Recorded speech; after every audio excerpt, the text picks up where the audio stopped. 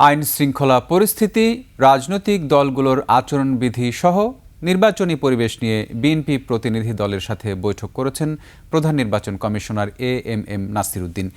দুপুর ১২টায় নির্বাচন ভবনে সিইসির সাথে দেখা করতে যান বিএনপির নির্বাচন পরিচালনা কমিটির চেয়ারম্যান নজরুল ইসলাম খানের নেতৃত্বে দলের সিনিয়র যুগ্ম মহাসচিব রুহুল কবির রিজভী সহ ৫ সদস্যের প্রতিনিধি। প্রায় ২ ঘণ্টার বৈঠকে নির্বাচনের সার্বিক বিষয় তুলে ধরা হয়। আলোচনায় উঠে আসে প্রচারণার সময় রাজনৈতিক দলগুলোর মধ্যে সহিংসতার চিত্র। প্রচারণার নামে একটি দলের প্রার্থীরা জাতীয় পরিচয়পত্র সংগ্রহ, প্রতিদ্বন্দ্বী প্রার্থীর বিরুদ্ধে অপপ্রচারে অভিযোগ জানায় বিএনপি। এছাড়া নির্বাচন ঘিরে আইনশৃঙ্খলা পরিস্থিতি আরও জোরদারের আহ্বান জানানো হয়। দর্শক, আমরা সরাসরি আপনাদের নিয়ে যেতে চাই নির্বাচন কমিশন ভবনে। সেখানে বক্তব্য রাখছেন নজরুল ইসলাম খান। শৃঙ্খলা রক্ষার নামে একটা করে শান্তি কমিটি নাকি গঠন করা হবে, আলোচনা শুনেছি আমরা আর কি। এক নম্বর তো শান্তি কমিটি শব্দটাই আমাদের কাছে খুব অপ্রিয় শব্দ, যদিও আমরা শান্তিবাদী মানুষ।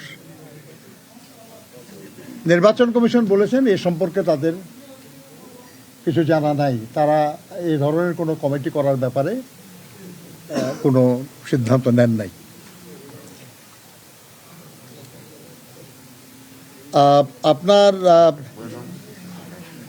আমরা নির্বাচন কমিশনকে অবহিত করেছি যে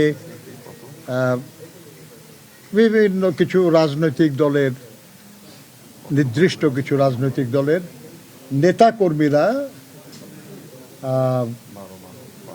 তাদের নির্বাচনী এলাকার বাইরে অন্য নির্বাচনী এলাকায় কাজ করছে।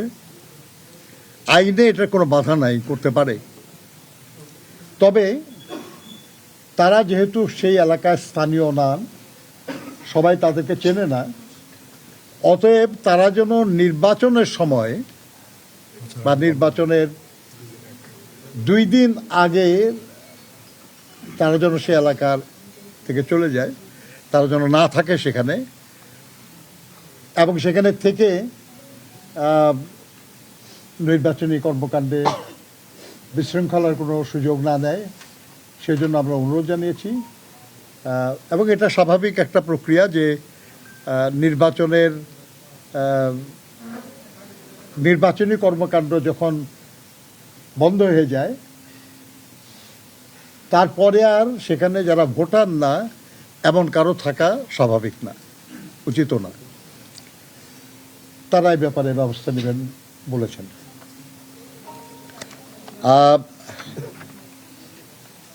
আমরা আপনার ওয়েবসাইটে দেখলাম যে প্রায় 55,000-এরও বেশি স্থানীয় নির্বাচনী পর্যবেক্ষক অনুমতি দিয়েছে নির্বাচন কমিশন, এবং বেশ কিছু প্রতিষ্ঠান আছে যাদের খুব বেশি পরিচিত নয়, কিন্তু তাদের নামে অনেক পর্যবেক্ষক আমরা দেখেছি আর কি। আমরা কারো বিরুদ্ধে আমাদের কোনো অভিযোগ নাই, কিন্তু আমরা নির্বাচন কমিশনকে বলেছি আর কি যে তারা কি এটা বিষয়টা গভীরভাবে বিবেচনা করেই এটা সিদ্ধান্ত নিচ্ছেন, নাকি মানে এটা একটা সাধারণ প্রক্রিয়ার মধ্যে দিয়ে হয়ে গেছে। ওনারা বলেছেন তারা বিষয়টি পর্যালোচনা করবেন, কারণ সবই তো আর প্রধান নির্বাচন কমিশনার বা নির্বাচন কমিশনাররা করে না, নিচের দিকে অনেকেই করে। তো তারা